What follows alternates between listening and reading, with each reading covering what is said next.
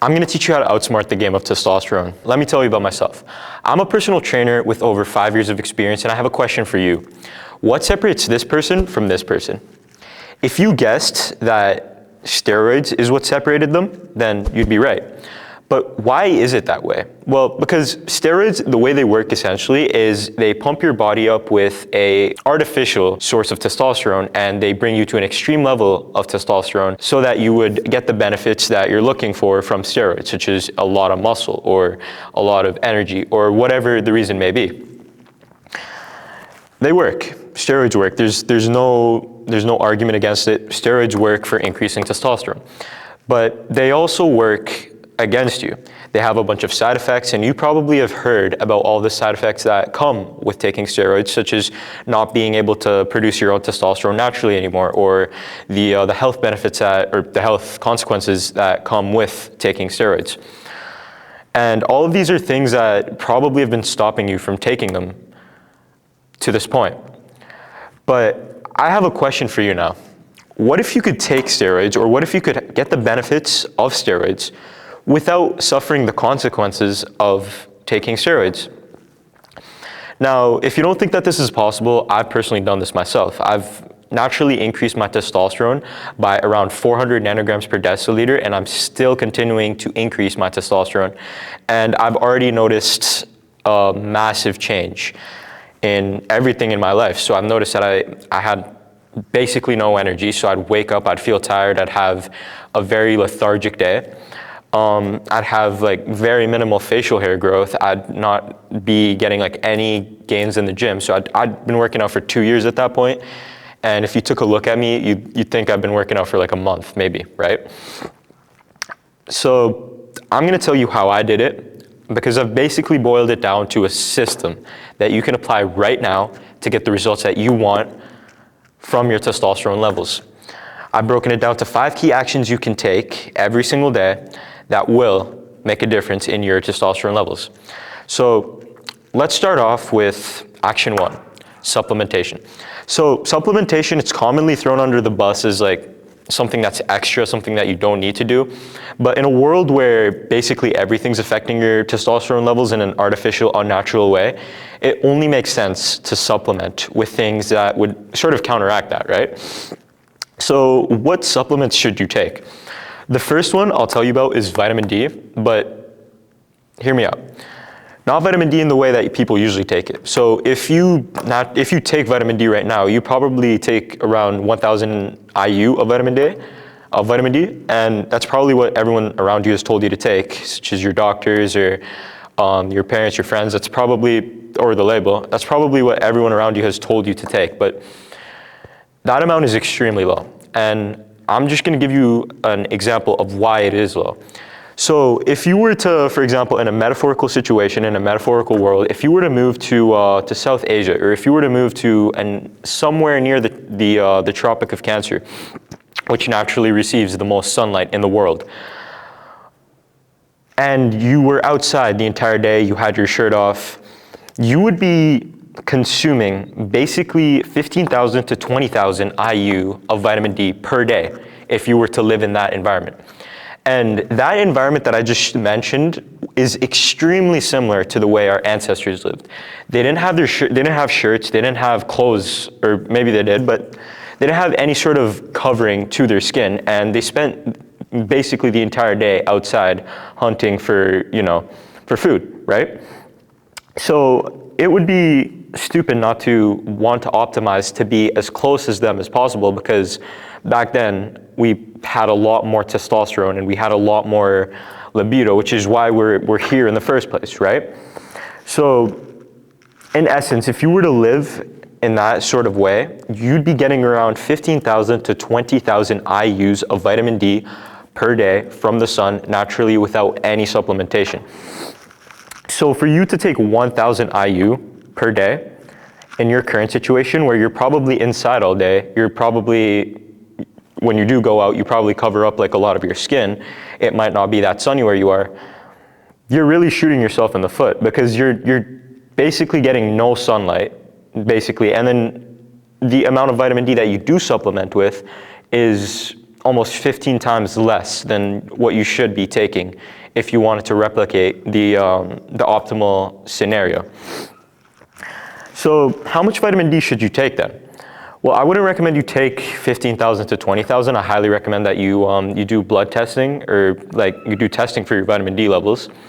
But as a safe point to start off with and then test after is try taking around 6,000 to 10,000 IUs of vitamin D per day. What I recommend is you take around 2,000 to 4,000 in the morning as soon as you wake up, and you take 2,000 to 4,000 IUs at night before you sleep. I've done this for a while, and I've had a massive increase in my vitamin D levels and my testosterone too. So it's helped a lot, and you should be taking vitamin D. You should be taking a lot more. So moving on to thing number 2 that you should supplement with is Tonkat Ali. So what is Tonkat Ali? Tonkat Ali is it's an herb, right? So it's an herb that grows in some Asian continents, in the Asian continent, and it's been used in tribes to negate the symptoms of erectile dysfunction. So if you had erectile dysfunction and you went to some sort of like doctor in that area, they'd probably give you this herb called Tonkat Ali, and it works, right? It's been used for hundreds of years, and it's been researched recently actually, and it's been shown to increase your testosterone levels by 20 to 30% when supplemented with 400 milligrams per day. So I do recommend that you also take Tonkat Ali before you work out, but if you can't get that in a consistent schedule, just have it after your meals. So you're taking vitamin D, you're taking Tonkat Ali, what more could you do? You could take Fidogia agrestis too. So Fidogia agrestis, it's very similar to the Tonkat Ali story. It's also been used for ED or erectile dysfunction in these Asian continents. But it hasn't had any human studies done. It's been tested on rodents, which is the next best thing. And it's been shown to have really promising results. So it's been shown to increase testosterone levels by up to sixfold.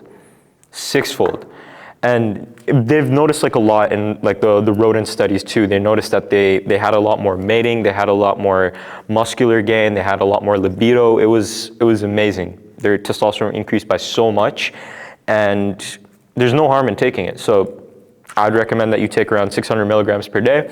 Same protocol as the Tonkat Ali. Have it before you work out, or if you can't, have it after your meals.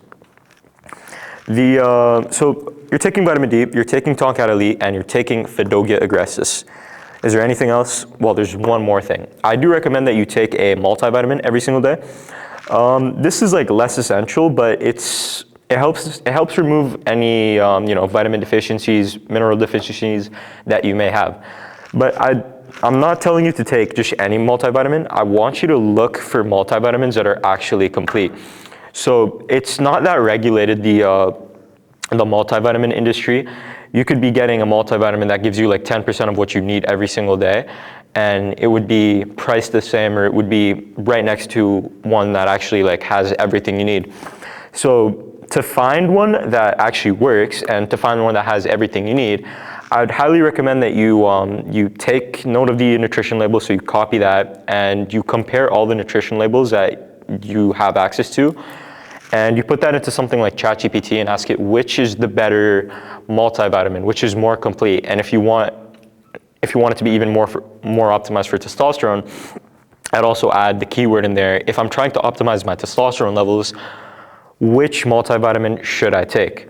And it'll spit out an obvious answer. There will always be one that sort of stands out, because multivitamins are unfortunately just so diluted in terms of what they have.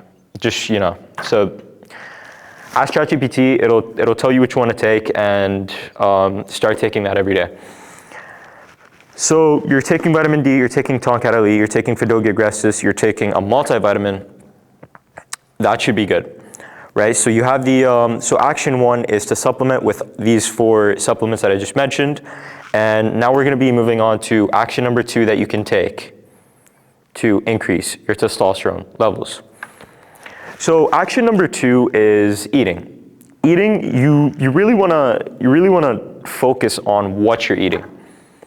Why does this matter? Well, the food you eat has just been so heavily processed the more we've moved in time. It's not an innovation that we're just making our food much more simple, much more carb heavy, much more sugar heavy. That isn't an innovation. It's driven towards developing addictions within us so that we keep consuming, we keep buying from these companies that basically poison us, right? They make us addicted to these foods, and it has no health benefits. And if anything, it actually destroys your health. And it forms an addiction to these things so that we keep buying from these companies that produce this garbage food. So you really want to be careful with what you're eating.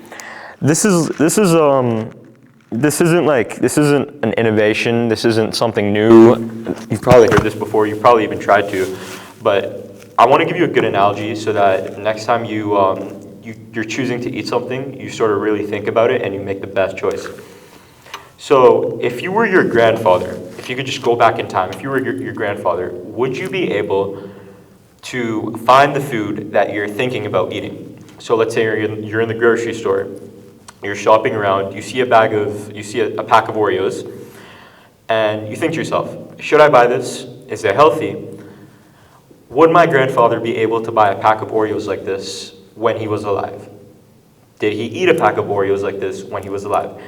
And if the answer is no, then you probably should not be having that pack of Oreos. So it's pretty simple. It's a pretty dumbed down explanation, but back then there was a lot less processing of food. Back then a lot of the food was actually good for you.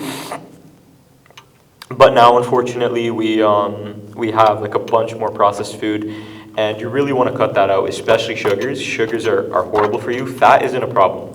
Fat is not the problem because fat is actually good for you. So fat increases your cholesterol levels, which is actually a precursor to testosterone. But sugar or glucose is horrible for your testosterone levels. So I would highly recommend that you avoid sugars. You can have sugars from fruits and stuff, but avoid them as much as you can, and stick to the general rule of thumb. Would my grandfather be able to purchase this item and consume it, or would he have when he was young, when he was a kid? A diet that I generally recommend for people starting off with trying to take care of their diets is the carnivore diet. It essentially is a diet that focuses a bit more on having meat-only sources of protein. So you're basically consuming animal products only. You're not consuming any fruits, which sounds weird, but you're not consuming any fruits, you're not consuming any carbs, no bread, no sugar. None of the things that you think you should consume, you're actually consuming. Because the thing with carnivore, the thing I really like personally is it's just super restrictive to the point that you can't even lie to yourself and tell yourself, oh, okay, it could be good, right? It's a really good diet for that specific reason because it's just so restrictive. You can't justify having a box of donuts because it has 3 grams of protein, right? It's not an animal source of food, so then I should not have it. There are a bunch of benefits to the carnivore diet. I'd highly recommend you research it first, but one of the main benefits for testosterone specifically is the fact that you're getting a lot more fat than you do usually because that is your energy source. You can't have carbs, right? Your energy source is fat, and fat is a precursor to testosterone, and because fat increases your cholesterol, so fat is a precursor to testosterone. So the third point I'm going to talk about with eating is the preventative measures that you should be taking. So if you're not doing the carnivore thing, which you should, but if you're not going to, or if you have reasons against it, no problem. But we're going to stick back to the grandfather analogy. This could get tricky because your cravings, notice how you don't crave meat, by the way. You only crave sugar, you only crave donuts, you only crave the bad food, right? Notice how your cravings, they sort of take a hold of you sometimes, right? And I don't blame you for that. You aren't the problem when you crave something. You are the problem when you give yourself the ability to crave that thing in the future. So what I mean by this is essentially if you have a box of donuts in front of you and you binge eat it after it's in front of you for a couple hours, you You resist the temptation at first, but then you start convincing yourself, and then you eventually cave in. You aren't the problem in that very moment for caving in. You aren't. You are the problem when you put that box of donuts in front of you, but you aren't the problem when you cave in. So you really want to prevent having situations in the future where you have the food that you don't want to eat in front of you. So what this means essentially is when you're going grocery shopping, you don't want to buy the thing that you don't want to eat to begin with. And I know that if you're grocery shopping, you might have this sort of temptation to buy that box of donuts, right? But it's also a preventative measure to go to the store on a full stomach where you wouldn't be craving those donuts. So then you make a more informed decision. You have less emotions involved. You have less cravings involved when you do make that purchase. So if your kitchen has nothing but healthy food, you'll end up just having healthy food. It's not rocket science, right? So preventative measures are going to be your best bet if you're trying to have the healthiest food possible, and if you're trying to increase your testosterone by eating in a healthier way. So just to summarize the eating section, eat like your grandfather would. Do preventative measures to make sure that you don't have the ability to crave it in the future. And a diet that I would recommend if you're trying to avoid all of this and you're just trying to keep it as simple as possible is the carnivore diet. So far we've talked about supplementation and we've talked about eating, but what are the other three things that you can do really to increase your testosterone levels? Well, the third thing is training. So I'm going to tell you how to train in a way that optimizes for making the most muscle, and that often correlates with increasing your testosterone levels. So I'm sure you want both of those things, and I'm going to tell you how to do it. So the way you're supposed to train is in the most intense way possible, right? So you probably think you go hard, but I just want you to really reflect on what you do. If you go to the gym, and for example, you're doing biceps, I'm going to demonstrate biceps just because it's the only thing I can do sitting down. But you're doing biceps, you stick to the 12 reps, you do the 1, 2, 3, you go to 12, and you stop. You stop, you wait 2-3 minutes, and then you go back at it again. Do you think that is the best way to work out? Obviously not, right? You're not doing it in an intense way, you're not sweating, you're not going hard, right? So then how do you work out in an intense way? How do you ensure that you're pushing yourself to your limits all the time and that you're getting the most out of your workouts? Well, the one key principle you have to understand is seek pain. The two words are seek and then pain. You want to seek as much pain out of every single exercise that you do as possible. And the way to do this is to essentially hone in on the actions that hurt the most, right? So in our instance of the bicep curls, you're doing 1, 2, 3, 4, and then you're doing a heavy weight, by the way. So you start off heavy, you do 1 rep, 2 reps, 3 reps, 4 reps, and then you can't get the 5th one up. You try your hardest, it does not come up, you put it back. What you do now will increase your gains and your testosterone by a lot. You're gonna wanna go to a lighter weight, just by a bit, not too much, just by a bit. You take that weight and then you keep going. So this is what is called drop setting. So drop setting, essentially what you're gonna be doing is you're gonna be going to the heaviest weight first, doing as many reps as you can, and then you still have some reps that you can do. It's called reps in reserve. So you still have some reps in reserve that you can essentially get out with a lighter weight. Right? So you could still be like with the bicep curls, if you did the heaviest weight, you only did 4 reps, you probably have around like 40% of your muscle left that you can work on destroying, right? So you want to drop down the weight and you want to keep dropping down until essentially you're either doing body weight or an extremely light weight. Right? So in my, like what I do, for example, and what I put my clients through usually is I'll make them do the bicep curls. And then when it gets to, when they get to like a light weight, I'll make them put the weight back and then do bicep curls with their hands alone, right? So this action alone should be hard. And then I'm gonna wait until they fail, and then that's when I call it a set, right? So this is gonna be super hard. But this is gonna make sure that you make the most out of your time in the gym. And you're gonna go there and you're gonna leave feeling that you've actually worked out, feeling that you've accomplished something. Because this is a way of working out that I would say maybe 2% of the people who go to the gym do. And there's a reason why a very small minority of the gym is big and the other majority of the gym is essentially like noobs, right?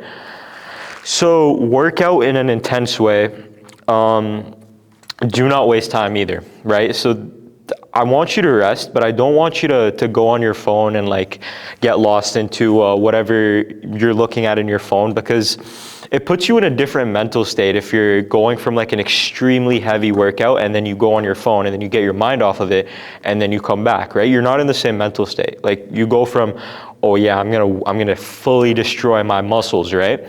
And then you watch some cute cat videos on TikTok or whatever platforms you guys use nowadays. You watch some cute cat videos and then you come back, you're like, man, I don't really feel the same. Like I was just watching cat videos, like how am I supposed to push myself now? So minimize your usage of your phone or whatever it is in the gym.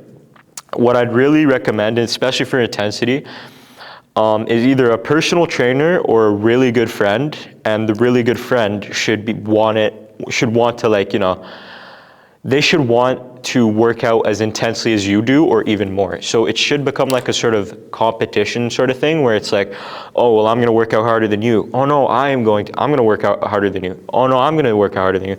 And you're just constantly trying to one up the other person, and then you end up having an insane workout.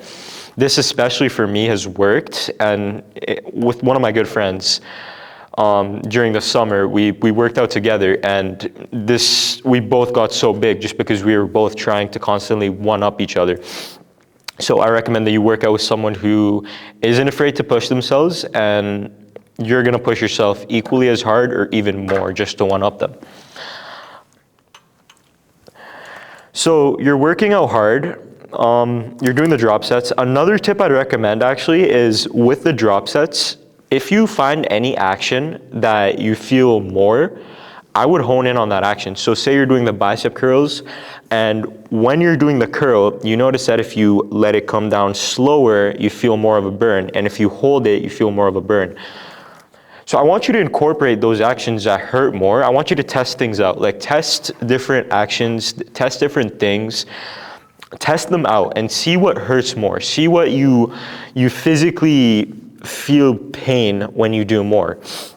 And I want you to do that as much as possible just so you can get done with the set faster, right? Because you could drop set for hours if you really wanted to. The difference between a proper drop set and a very long drop set is the first one is one where you're actually like fully destroying your muscle, like you're fully maximizing the pain. This is a common mistake I see with my clients, and this is a common mistake I see with a lot of people that I train with. They'll do drop sets, but they'll drop the weight too early, and then they'll sort of do a bunch of reps, and then they could do like 100 reps if they wanted to, right? So in that instance, you just want to up the weight and you want to focus more on form. You want to focus more on destroying the muscle, and you really want to hone into that pain. Remember, seek pain and the results will come.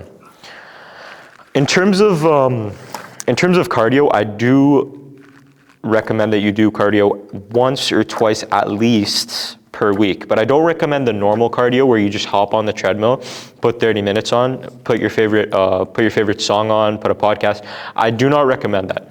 What I want you to do, instead of tracking time, I want you to track distance, because when you track time, you're essentially not increasing in any way, shape, or form. But when you track distance, that's when you could sort of have this more clear vision in your head of, okay, this is how I can level up, right? Instead of like doing 30 minutes on like 1.2 speed and then doing 30 minutes the next time on 1.3 speed, it's like, well, what is 1.3 speed, right? Like it's really hard to imagine, but when you're like, okay, I'm gonna do 15 kilometers this time, and then next time I'm gonna do 20, and then the next time I'm gonna do 25. It's really easy to visualize in your head, and it's gonna be super easy to level up in your cardiovascular ability. For me personally, when I was first starting off with cardio, I I was horrible, right? Like I was one of those like gym bros that did not do cardio at all. And then like we have these school tracks that they're around 400 meters, and I would run like one lap and I would just gas out. Like I'd be on the floor panting. It would be horrible. So then when I employed this strategy of tracking distance, I instantly increased. So how do you know about how much to increase? Well, you basically want to gauge. So the first time you try it out, you want to do like something you think you can do. And then let's say for your example, let's say you do a 5K, right? You did the 5K, it was super hard, but at the end you persevered. You did the 5K, and then the next time you run, you think to yourself, well, what if I do a 10K? The next run should always be a bit more challenging, but not like too extreme where you don't even think it's even like within your realm of possibility if you really wanted to. But it's also not like something where it's like you think you have like a 100% certainty that you can do it. Like there should always be this sort of ambiguity between, oh, well, I don't think I could actually do it, but then I might be able to, right? So like have like those uncomfortable goals that you don't have 100% certainty that you can achieve. And trust me, if you don't achieve that goal, you'll at least get 90% there.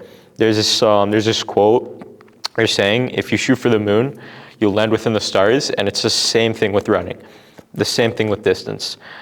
So make sure you do cardio in this sort of fashion once or twice per week at least.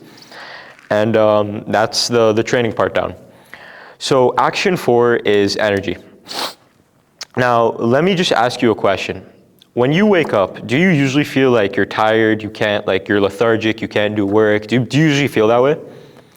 Well, you feel that way because your sleep was probably bad, right? But then how come you feel that way when you sleep like 12, 13 hours, when you sleep like a bunch of time? How come you still feel that same way? Well, there's a difference actually between sleep quality and sleep quantity. And the way you can actually increase your sleep quality is by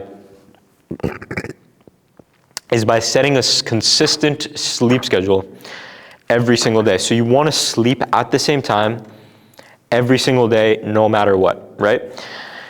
There's been a study actually that shows that the best of sleepers, like an actual study that shows the best of sleepers all slept within 15 minutes of a specific time every single day, including weekends. So if you're trying to be one of the best sleepers, you want to have a specific time that you sleep at every single day, no matter what happens. No matter if it's a weekend, no matter if you're on vacation, no matter what happens, you want to sleep at the same time every single day.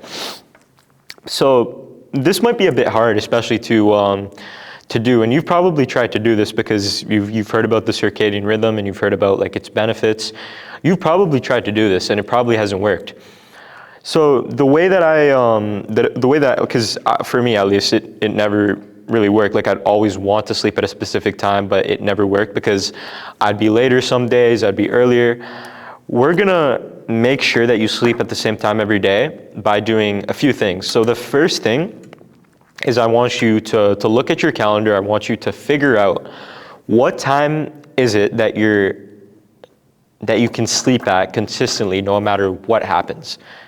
Like, especially if you work, right? Like if you do overtime, like no matter what happens, what time can you almost guaranteed, if you had to bet on it, what time would it be that you could sleep consistently on every single day of the week, every single day? What time is that?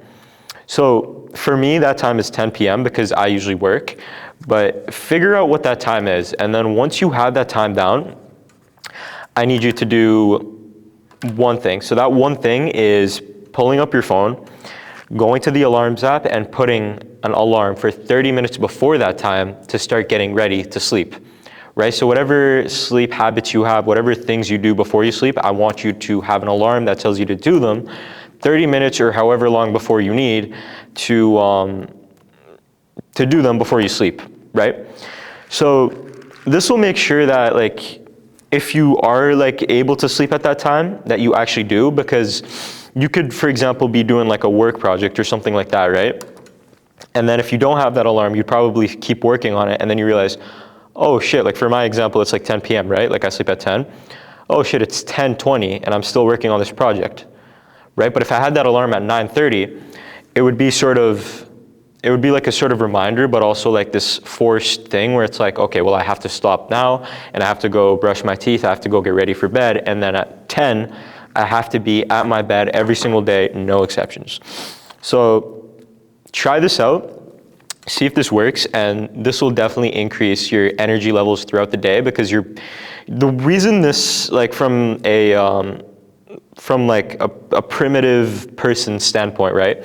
The reason it works so well is because imagine you were a caveman, right? If any little thing changed in your life, so say for example, you started sleeping earlier, you started sleeping later, or you started eating earlier, started eating later, like just like the main things, right? If anything changed, what that would signal to your brain is, oh, things aren't consistent, right? And consistency is actually really important for us, because it sort of signals to our brain that we're safe, right? Like if you're doing the same thing every single day, your brain perceives that there's no risk and there's no sort of threat to life, right? But if like one day you slept at 6 p.m. and then the other day you slept at 10, what that basically tells your brain is, oh wow, okay, so there might have been like a boar chasing me at like 7 p.m.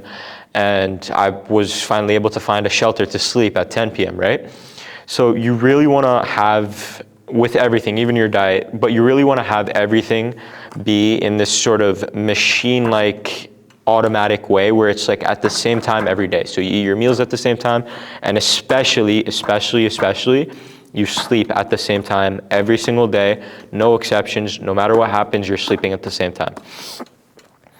Okay, so we've talked about the 4 things: supplements, eating, training, energy.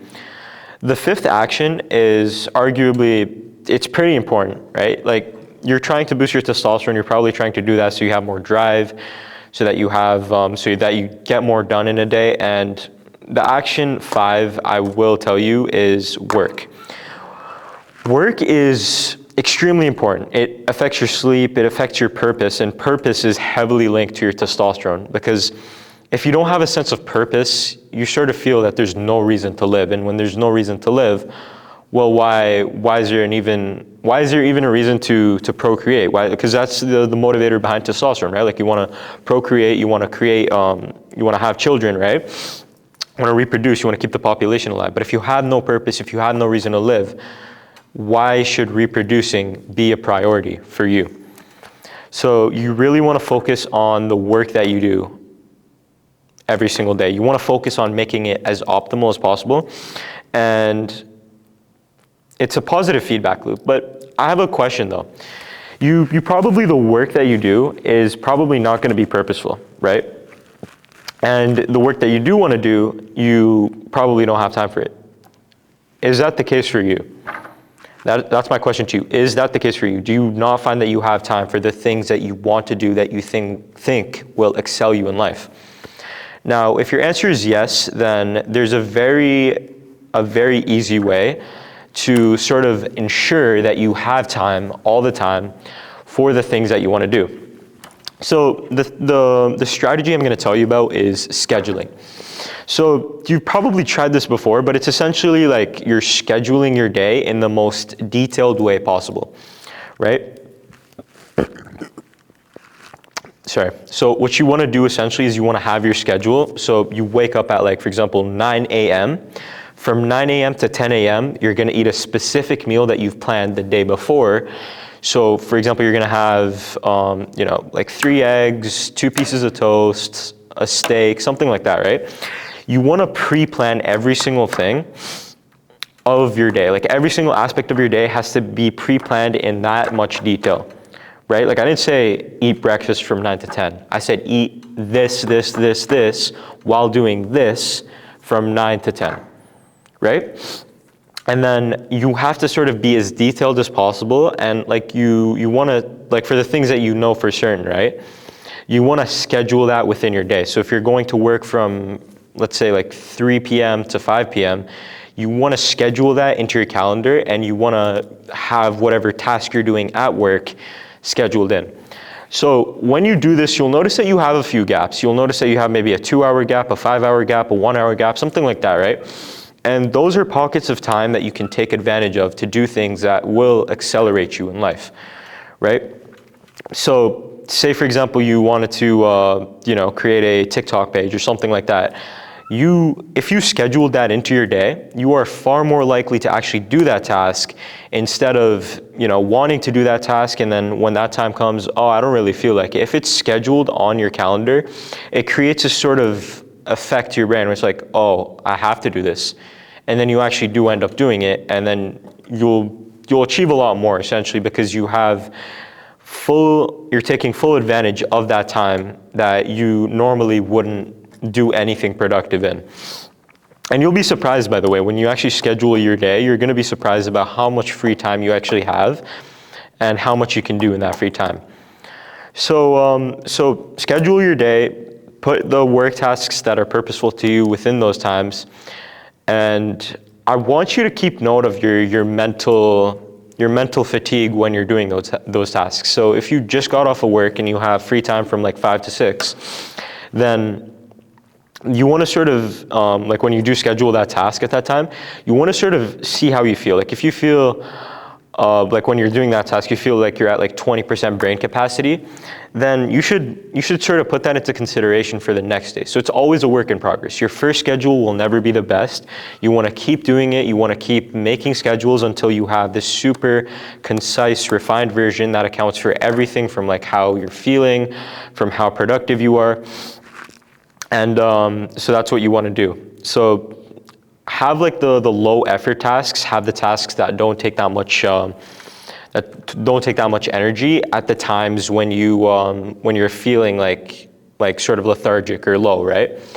So that way you're still not scrolling on TikTok, like you're still doing something productive, but it's a bit less intensive on yourself, right?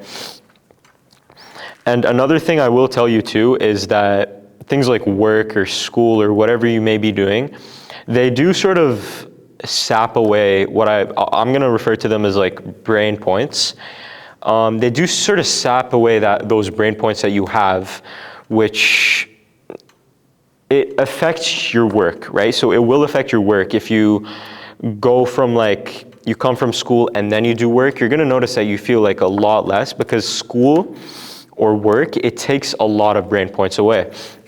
So the number one thing I'll tell you as well is try to have your highest priority tasks done early in the morning as soon as you wake up, because you essentially wake up with as much brain points as you have throughout the day.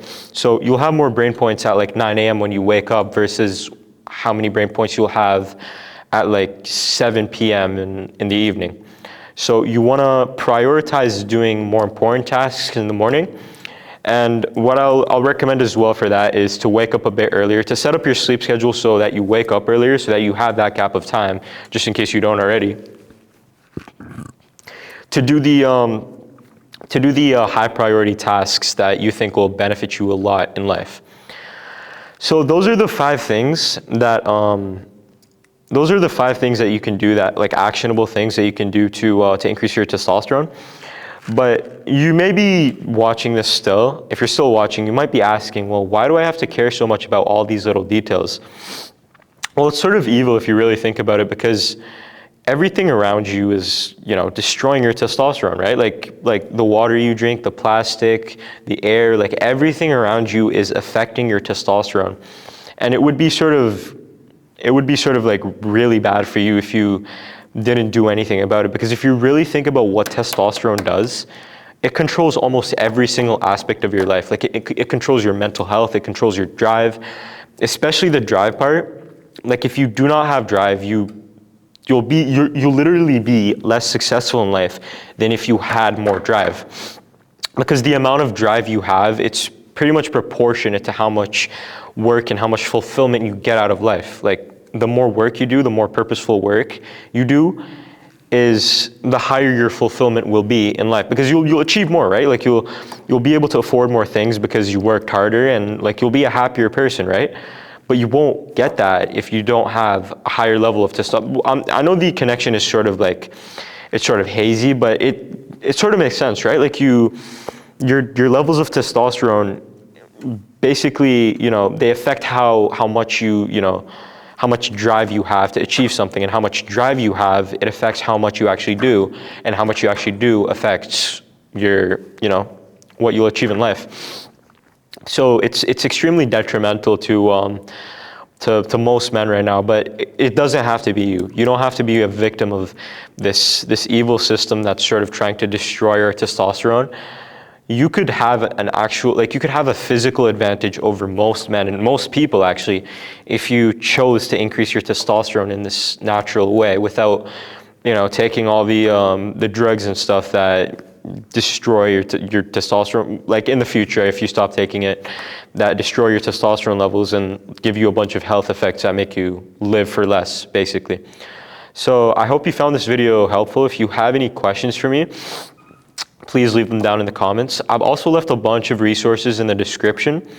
There's a lot of information on how you can increase your testosterone there, and then there's also helpful links that you can click on to learn more about what I've said in the video. If you found this video helpful, I highly recommend that you subscribe, you like the video, just so that more people just like you find this video and learn from it. Other than that, take care.